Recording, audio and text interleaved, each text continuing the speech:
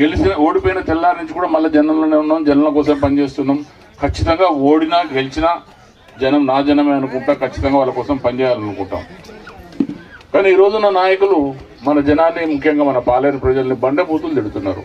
మీరు ఎక్కడన్నా కనీసం, నేను ప్రత్యక్షంగా కాదు పరోక్షంగా ఎవరైనా సారిట్ల తల ఫలాన్ని తిట్టిందని వినరా?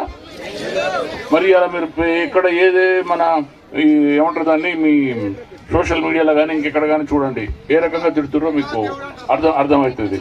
ఇప్పుడున్న నాయకులు ఏ రకంగా తిడుతున్నారో మీకు అర్థమవుతున్నది. చూడండి ఒకసారి.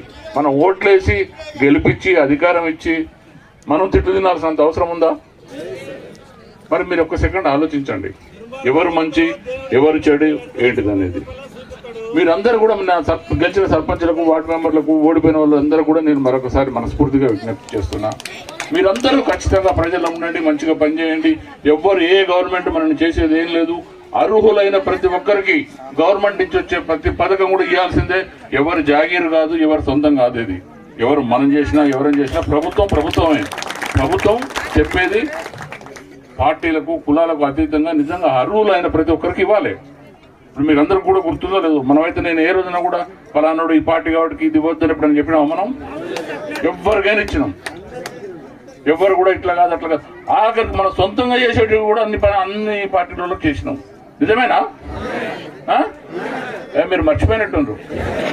ఒకసారి గుర్తు చేసుకోండి, జనంలో కూడా తీసుకెళ్ళండి, మరింత మంచిగా పనిచేయండి. తప్పకుండా రేపు వచ్చే ఎంపీటీసీ జెడ్పీటీసీ ఎలక్షన్లో మొత్తం 4 ఎంపీటీసీ 4 జెడ్పీటీసీలలో మనమే మెజారిటీ గెలవబోతున్నాం, గెలుస్తాం.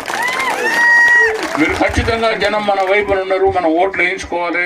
సరే, రకరకాల ఇబ్బందులు, రకరకాల ప్రెజర్స్ ఉంటాయి. ఉన్నా కూడా మనం ఎవ్వరు ఏమి చేయగలిగేది లేదు. మీ ఎమ్మటి నేను ఉంటా, 24 గంటలు మీకు అండగా ఖచ్చితంగా ఉంటా. ఎక్కడ కూడా చిన్నదానికి కూడా నేను ఎక్కడ వెనకపోను. నిజమేనా? మనం మరి 20 రోజులు ఇక్కడనే ఉన్నాం కదా, ఉన్నావా లేదా? మీరు ఎవరు ఫోన్ చేసినా మాట్లాడినా, ఎవరికి ఏం కావాలన్నా చెప్పినామా? ఖచ్చితంగా ధైర్యంగా ఉండండి, మంచిగా పని చేయండి. మంచిది మనం మంచి ఎప్పుడు కూడా మనకు ఉపయోగపడుతుంది. మంచి మనతోనే ఉంటుంది, చెడు మనతోని రాదు. చెడు ఎప్పుడు కూడా చేయొద్దు. మొదటి నుంచి కూడా నేను అందరికీ చెప్తున్నది అదే, ఇప్పుడు కూడా చెప్తున్నది అదే. మనకు అవకాశం ఉన్నది తప్పకుండా. నేను సరే మొత్తం రాష్ట్రాన్ని మొత్తం చేయలేకపోవచ్చు, కానీ ఖచ్చితంగా నా పాలేరు నియోజకవర్గం మొత్తం కూడా నా కుటుంబం అనుకుంటే నాకు అవకాశం ఉన్నది. తప్పకుండా ప్రతి ఒక్కరికి మంచి జరిగేటట్టుగా చేస్తా. మీరందరూ కూడా మంచిగా పనిచేయండి. ఓడిపోయిన వాళ్ళు కానీ గెలిచిన వాళ్ళు కానీ, ఓడిపోయిన వాళ్ళని బాధపడద్దు. మరోసారి గెలిచేదానికి కృషి చేయాలి, మంచి పని చేయాలి. మీ అందరికీ మనస్ఫూర్తిగా మరొకసారి అభినందనలు తెలియజేస్తూ, ఆల్రెడీ ఆకలి అవుతున్నట్టుంది. Thank you very much. ఇప్పుడు అందరినీ కూడా సన్మానించిన